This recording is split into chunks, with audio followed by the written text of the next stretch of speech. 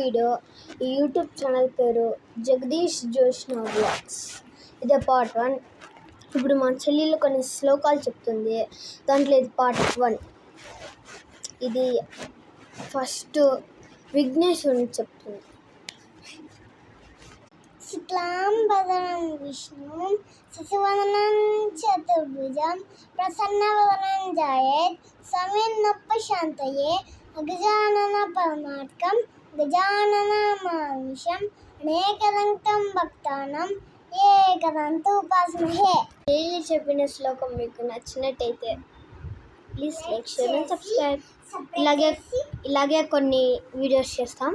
Please subscribe. మాకు